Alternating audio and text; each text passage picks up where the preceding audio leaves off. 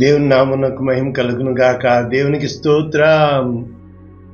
20వ తేదీ జనవరి మాసము 2025వ సంవత్సరం. ఈరోజు దేవుడు నీతో చెప్పుతున్న అద్భుతమైన మాట, నిశ్చయముగా నేను నిన్ను తప్పించెదను. నిశ్చయముగా నేను నిన్ను తప్పించెదను. ఎవరితో చెప్తున్నారు? ముందు వెనక ఏముంది? ఇర్మియా గ్రంథము 39వ అధ్యాయము 18వ వచనం. పూర్తి వచనము, నీవు నన్ను నమ్ముకుంటివి కనుక నిశ్చయముగా నేను నిన్ను తప్పించెదను.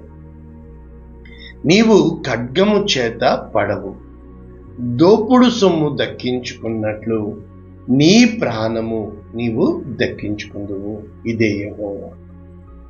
ఇంగ్లీష్లో ఎలా ఉందో చూసుకుని మనము ఎవరితో చెప్పుతున్నారు, ఈ వాగ్దానము వెనక ముందు ఏముంది అనేది మనం చూస్తే, new living translation, జెరమయా chapter 39 verses 18. Because you trusted in me, you trusted me, నువ్వు నన్ను నమ్మావు, I will give you your life as a reward. నీ ప్రాణాన్ని ఒక బహుమానముగా నేను నీకు ఇస్తున్నాను. ఐ విల్ రెస్క్యూ యూ, నేను నిన్ను తప్పిస్తాను, విడిపిస్తాను, నడిపిస్తాను, కాపాడుతాను.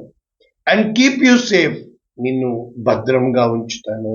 I the lord have spoken, నేను నిన్ను ఈ మాదిరిగా చేస్తానని చెప్తున్నాను. ఇది వాక్యం.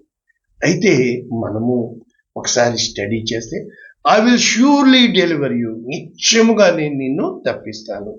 ఈ మాటకి వాళ్ళు రాసింది ఏంటంటే రెస్క్యూ, ప్రొటెక్షన్. అంటే తప్పించడమే కాదు, కాపాడాలి. ఎటువంటి పరిస్థితిలో నుంచైనా నాకు జరగబోయేది తెలిసేది, కానీ నేనేమనేవాడిని, నేను మంచోడిని కదా ఎప్పుడు అనకు. ప్రభా నేను ఇలా అడుగుతాను, నో ప్రభా తప్పించయ్యా. అందుకే మనకి నేర్పించిన ప్రార్థన ఏంటో తెలుసా? శోధనలో పడకుండా దుష్టుని నుండి మమ్మల్ని తప్పించు. నువ్వు చెప్పాలా, తప్పించు దేవా, తప్పైపోయింది నాయన, తప్పించు ప్రభా. మనకి తెలీదు, నువ్వు మంచోడు అంటా ఉంటాడు దుష్టుడు, ఏడ్సావు పోరా అని చెప్తూ ఉండాలి. కనుక మనల్ని తప్పించేవాడు దేవుడిని, మనల్ని కాపాడేవాడు దేవుడని ఇక్కడ is a divine promise of rescue and protection. అంటే దైవిక యొక్క వాగ్దానము, నిన్ను విడిపిస్తాను, కాపాడుతాను అని. కనుక ఈ రోడ్ టు డెలివరర్, ఈ అంటే విడిపించేవాడు, ఆ పదానికి నట్సాల్. నట్సాల్ అంటే అర్థం ఏంటంటే snatching away are rescuing from danger. అంటే అపాయం నుండి క్షణంలో తప్పిస్తాడు చూడండి, అగ్నిలో నుండి లాగినట్లు లాగుతాడు చూడండి. అది నీ కళ్ళ ముందే జరుగుతుంది, కానీ నువ్వు ఒక్కడివే మిగులుతావు. మొన్న ఒక జెదు ఎయిర్లైన్స్ క్రాష్ అయిపోయింది. మొత్తం జెజు ఎయిర్లైన్స్ అందరూ చనిపోయారు. వెనక ఉన్న క్రూ 2 బ్రతికారు. అందరూ చనిపోయారు, ఆశ్చర్యపోయారు. అది పేలిపోయింది ఫ్లైట్, కానీ 2 బ్రతికారే. దేవుని కార్యాలు కంటికి కనబడవు, చెవికి వినబడవు, హృదయానికి గోచరం కావు. కాబట్టి ఇంకా ఏం చెప్తున్నారు? ఈ యొక్క అష్యూరెన్స్ ఎవరికి ఇస్తున్నాడు అన్నది మనము చూస్తే, God's faithfulness to act and to deliver. అంటే దేవుని నమ్మిన నమ్మకత్వాన్ని బట్టి ఈ వాగ్దానము ఇక్కడ ఎవరికి ఇవ్వబడుతుంది? మరి ఇదే కదా ఇందాక నేను చెప్తున్నాను, ఇక్కడ నీవు నన్ను నమ్ముకుంటివి కనుక. కాబట్టి ఎవరికి చెప్తున్నాడు? ఇదిగో ఇర్మియా గ్రంథము 39వ అధ్యాయం 15వ వచనం నుంచి ఈ కాంటెక్స్ట్, ఈ సందర్భం ఉంది. ఏంటి? ఇర్మియా బందీ గృహశాలలో ఉండగా, బందీ గృహంలో ఉన్నాడు, జైల్లో ఉన్నాడు, ప్రిజన్లో ఉన్నాడు. యెహోవా మాట అతనికి ప్రత్యక్షమై చెప్పుతున్నాడు, నీవు వెళ్ళి కూషీయుడగు, చూసారా, కూషీయుడగు ఎబెద్ మెలెకుతో ఇలాగా చెప్పు, ఇశ్రాయేలీల దేవుడు సైన్యములకు అధిపతియగు యెహోవా ఇలాగు సెలవిచ్చున్నాడు, మేలు చేయుటకై కాక కీడు చేయుటకై నేను ఈ పట్టణమును గూర్చి చెప్పిన మాటలు నెరవేర్చును. అక్కడ ఒక దేవుని వాగ్దానం, ప్రణాళిక జరగబోతుంది. కాబట్టి నీవు చూచుచుండగా ఆ మాటలు ఈ దినమున నెరవేరును. ఆ దినమున నేను నిన్ను విడిపించెదను. 1, నీవు భయపడు మనుష్యుల చేతికి నీవు అప్పగింపబడవని యెహోవా సెలవిచ్చున. కారణం ఏంటి? చూసారు, విడిపిస్తాడు, భయపడే మనుష్యుల చేతికి అప్పగించడు. నీవు నన్ను నమ్ముకుంటివి కనుక నిశ్చయముగా నేను నిన్ను తప్పించెదను. నీవు ఖడ్గము చేతపడవు, దోపుడు సొమ్ము దక్కించుకున్నట్లు నీ ప్రాణమును నీవు దక్కించుకుందువు. ఇదే యెహోవా. ఇది వాక్యం. అంటే ప్రభువునందు ప్రియులరా, సేమ్ టు సేమ్, మక్కీకి మక్కి మనము రాహాబుని చూడగలుగుతున్నాం. యెహోషువ గ్రంథం 2వ అధ్యాయం. అక్కడ రాహాబు ఈ వేగు చూచేటకు వచ్చిన వారిని పైన పెట్టి, మిద్దె మీద దాచిపెట్టి, సైనికులు వచ్చినా ఎవరు రాలేదని చెప్పి, తరువాత మీ దేవుడైన యెహోవా మీ ఎదుట చేసిన కార్యాలు ఎంత గొప్ప, ఎర్ర సముద్రంలో 2 పాయాలు చేశాడో, ఏ విధముగా మేము ఎదుట నిలబడిన వారిని నిర్మూలన చేశాడో మేము వినినప్పుడు మా గుండెలు కరిగిపోయాయి. చూసారు, మీ దేవుడైన యెహోవా పైన ఆకాశమందు క్రింద భూమి యందు దేవుడే. మీ ఎదుట ఎట్టి మనుష్యులకైనా ధైర్యము ఏమాత్రం ఉండదు. కారణం దేవుడు వారికి తోడై ఉన్నాడు. ఇది కారణం. నేను మీకు ఉపకారము చేసి తిని కనుక మీరు నా తండ్రి ఇంటికి ఉపకారము చేసి, కాబట్టి అక్కడ యెరికో గోడలు కూలిపోయి యెరికో సర్వనాశనం చేశారు. కానీ రాహాబు తప్పించబడింది. ఈ రోజున నీవు నేను దేవుణ్ణి నమ్ముతున్నామా? దేవుని కార్యాలు, దేవుని గుణగణాలు చూడగలుగుతున్నామా? మోయాబీయులు రావడానికి వీల్లేదు అన్నాడు దేవుడు. రూతు ఒక్కటి వచ్చేసింది. రాహాబు యేసుక్రీస్తు సంతానంలోనికి వచ్చింది. రూతు యేసుక్రీస్తు సంతానంలోనికి వచ్చింది. ఎంత గొప్ప కార్యాలు కదా!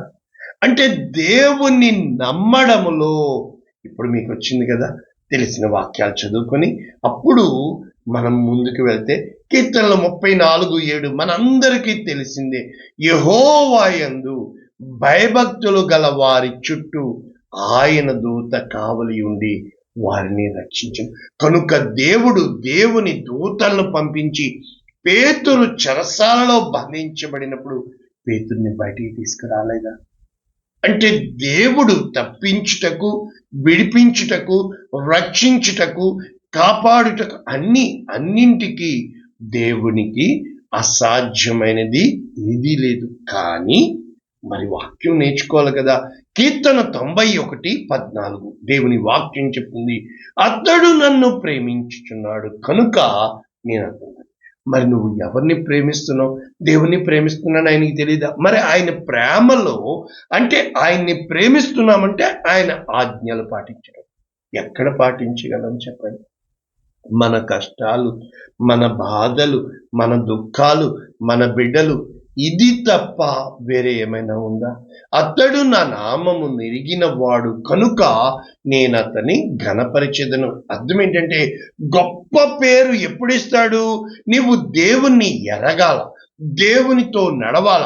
దేవుడు ఎటువంటి వాడు, ఆయన ఏ విధముగా నడిపిస్తాడు. ఈ మధ్య కాలంలో చెప్పాను, నేను నీకు గొప్ప పేరు కలగచేయుదును. ఈ వాగ్దానము అటు అబ్రహాంతో చెప్పాడు, ఇటు దావీదుతో చెప్పాడు. కానీ ఎప్పుడైతే నీవు దేవుణ్ణి ఎరుగుతావో, దేవుని గుణగణాలను ఎదుగుతావో, దేవుని లక్షణాలని నువ్వు అవగాహన చేసుకుంటావో, కనుక అతడు నాకు మొర్ర పెట్టగా నేను అతనికి ఉత్తరం ఇచ్చేదను. శ్రమలో, చూసారా, దేవుడు నీకు శ్రమలో తోడై ఉంటాడు. అతన్ని విడిపించి అతని గొప్ప చేసేదను. అతడు అని చెప్పుతూ ఇంకా చివరి వాగ్దానం, దీర్ఘాయువు చేత అతనిని తృప్తిపరచెదను. నా రక్షణ అతనికి చూపెదను. మరి మహోన్నతిని చాటును నివసించువాడే సర్వశక్తిమంతుని నీడను విశ్రమించువాడు అని దేవుని వాక్యం చెప్తుంది కదా. అయితే మనం ఎటువైపు వెళ్తాము? ఆపత్కాలమున దేవుని నమ్మగలుగుతున్నామా? కానీ మనము ఎవరిని నమ్ముతున్నాము? ప్రసంగి గ్రంథము 7వ అధ్యాయము 12వ వచనం, జ్ఞానము ఆశ్రయాస్పదము, ద్రవ్యము ఆశ్రయాస్పదం. అంటే నీకు కష్టం వచ్చినప్పుడు డబ్బు అవసరమవుతుంది, జ్ఞానము అవసరమవుతుంది. అయితే జ్ఞానము పొందిన వారి ప్రాణమును రక్షించును.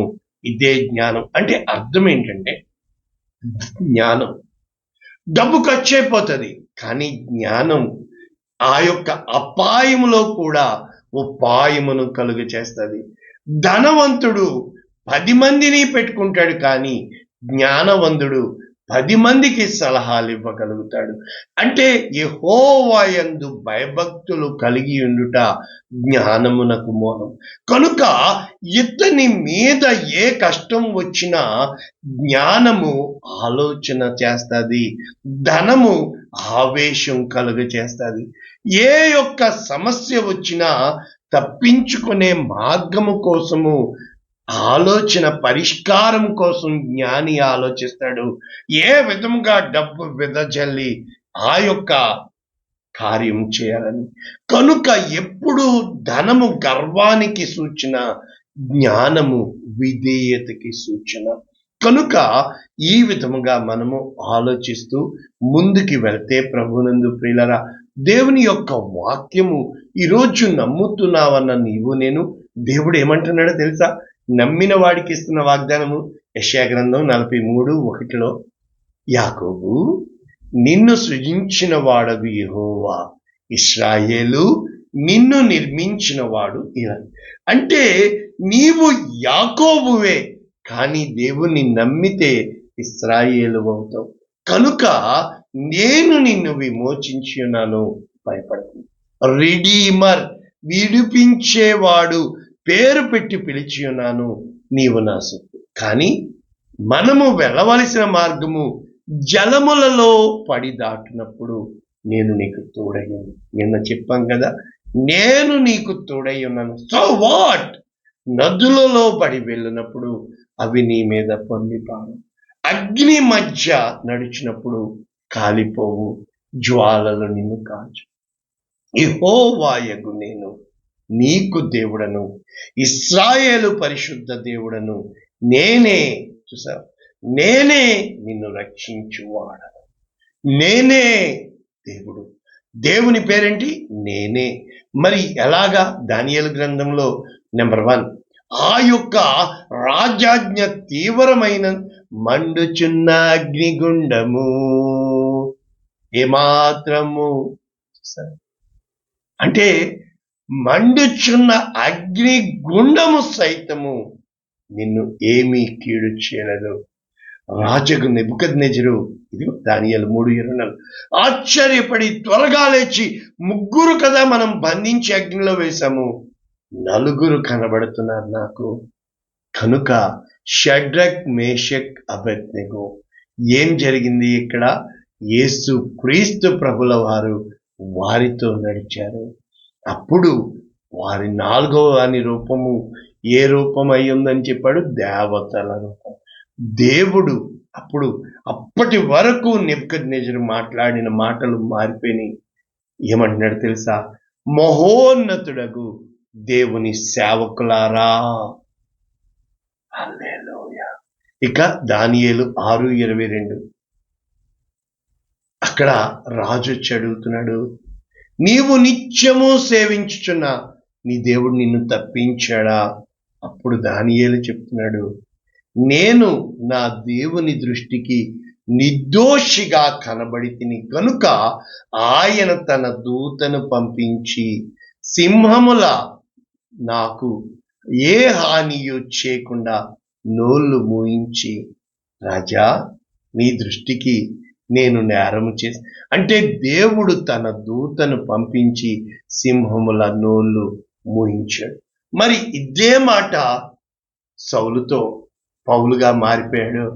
పౌలుతో చెప్తున్నాడు కదా, అపోస్తల కార్యములు 18వ అధ్యాయం 9వ వచనం, రాత్రి వేళ దర్శనమందు ప్రభువు నీవు భయపడక మాటలాడము, మౌనముగా ఉండకము, నేను నీకు తోడయ్యను, నీకు హాని చేయటకు ఎవ్వడు నీ మీదకి రాడు, ఈ పట్టణంలో నాకు ఉంది సాక్ష్యం. ఎంత బయట లాక్డౌన్, ఎంత బయట చెకింగ్, ఎంత బయట ఏవేవో, కానీ దేవుడు చెప్తున్నాడు, నువ్వు నిలబడు, ప్రకటించు, నేను తీసుకొని వస్తాను, నేను కాపుదల ఇస్తాను. సేమ్ టు సేమ్ ఇందాక మనము ఇర్మియా గ్రంథం 39:18 చదివాం కదా, మక్కీకి మక్కీ ఇక్కడ బారాకుతో యెషయా ఆ యొక్క ఇర్మియా గ్రంథము 39:18 చదివాం కదా, ఎబెద్ మెలెకుతో చెప్పింది. మక్కీకి మక్కీ ఇక్కడ బారాకుతో ఇర్మియా గ్రంథము 45:5 చెప్పబడుతుంది. నీ నిమిత్తము నీవు గొప్ప వాటిని వెతుకుచున్నావా? వెతుకవద్దు, నేను సర్వ శరీరుల మీదకి కీడు రప్పించున్నాను. అయితే నీవు వెళ్ళు ప్రతి స్థలములో దోపుడు సొమ్ము దొరికినట్లుగా నీ ప్రాణమును నీకు ఇచ్చింది. ఇప్పుడు చూడండి, ఫైర్ యాక్సిడెంట్ అయిందనుకోండి, వెంటనే మనుషులు కదా బయటికి పరిగెడతారు. అందుకే పాస్పోర్టు అన్ని ఇంపార్టెంట్ ఒక బ్యాగ్లో పెట్టుకోండి, అది తీసుకొని పరిగెట్టండి. అదే విధంగా యాక్సిడెంట్ అయితే కారు ఏమైందో చూడరు కదా, మనిషి బ్రతుకున్నాడేమో తీస్తారు. అంటే మొట్టమొదట ఏది జరిగినా ఎవరన్నా బ్రతుకున్నారేమో వెతుకుతారు కదా. అంటే అన్నింటికంటే గొప్పది నీ ప్రాణం కదా. నా ప్రాణమా ఎందుకు కృంగిపోతున్నావు? నా ప్రాణమా ఎందుకు? నీ దేవుడే నిన్ను కాపాడువాడు కునుకుడు, ఇశ్రాయేలును కాపాడువాడు కునుకుడు నిద్రపోడు, నీకు ఆయన తోడై ఉన్నాడు, పగలు ఎండ దెబ్బ అయినా నీకు తెలియదు. ఎందుకు చెప్పుకోలేకపోతున్నారు? ఎందుకు మీ కష్టాలే చెప్పుకుంటున్నారు? దేవుని నమ్మిన వారికి ఇదిగో దేవుని యొక్క వాక్యము, ఇర్మియా గ్రంథం 17వ అధ్యాయం 7వ వచనం, యెహోవాను నమ్ముకునివాడు ధన్యుడు, యెహోవా వానికి ఆశ్రయముగా ఉండును, వాడు జలముల యొద్ద నాటబడిన చెట్టు వలె ఉండును, అది కాలువల వారను దాని వేళ్ళు తవ్వును, బెట్ట కలిగినను దానికి భయపడదు, దాని ఆకు పచ్చగా ఉండును, వర్షము లేని సంవత్సరమున చింతనందదు, కాపు మానదు. అయితే మరి యెహోవాను నమ్మకొనక ఎవరిని నమ్ముకుంటున్నాం? 17వ అధ్యాయం 5వ వచనం, యెహోవా ఇలాగు సెలవిచ్చాడు, నరులను ఆశ్రయించి శరీరులను తనకు ఆధారముగా చేసుకొనుచు తన హృదయమును యెహోవా మీద నుండి తొలగించుకునివాడు శాపగ్రస్తుడు. చూసారా, దేవుని నమ్మడము ధన్యుడు, శరీరులను మనుష్యులను నమ్మడము శాపము. ఆశీర్వాదమా శాపమా? మేల కీడ? వెలుగా చీకట? దుఃఖమా? ఏంటి ప్రభువుని పిల్లరా, ఇతను ఎలా ఉంటాడు? ఎడారిలోని అరూహ వృక్షము వలె. మేలు వచ్చినప్పుడు అది వానికి కనబడదు. వాడు అడవిలో కాలిన నేల యందు నిర్జనమైన చవిటి భూమి యందు నివసించు. ప్రభునందు పిల్లరా, ఎవరిని ఆధారం చేసుకుంటున్నావు? ఎవరిని నమ్ముతున్నావు? యెహోవా నామము బలమైన దుర్గము, నీతిమంతుడు దానిలోనికి వెళ్తాడు. దేవుడు అడుగుతున్నాడు నిన్ను, నన్ను నమ్మగలవా? నీవు నన్ను నమ్మిన యెడల ఈ మహిమను చూచెదవు. నా కుమారుడా, నీ హృదయమును నాకు ఇస్తావా? ఈ రోజున అనేక మంది చెప్తున్నారు, దేవుణ్ణి నమ్ముతున్నావా అని. నమ్మకానికి పరీక్ష ఉంటుంది. ఏ విధంగా ఉంటుందంటే, చాలా కఠినమైన మార్గం గుండా వెళ్ళాలి. నమ్మాలి దేవుణ్ణి. ఓ నా ప్రాణమా, నీవు దేవుణ్ణి కదా నమ్మావు, మనుషుల్ని కాదు కదా. ఎందుకు తొందరపడుతున్నావు? ఎందుకు ఆయాసపడుతున్నావు? ఎందుకు కష్టపడుతున్నావు? రిలాక్స్. దేవుడు దేవుడు దేవుడు ఆయన నీకు తోడై ఉన్నాడు. పగలు మేఘస్తంభముగాను, రాత్రి అగ్నిస్తంభముగాను ఆయన నీకు నడిపించేవాడిగా ఉన్నాడు. ఆయన నీ కాలికి ఆయన వాపు రానివ్వడు. ఆయన నీ బట్టలు మాసిపోనివ్వడు.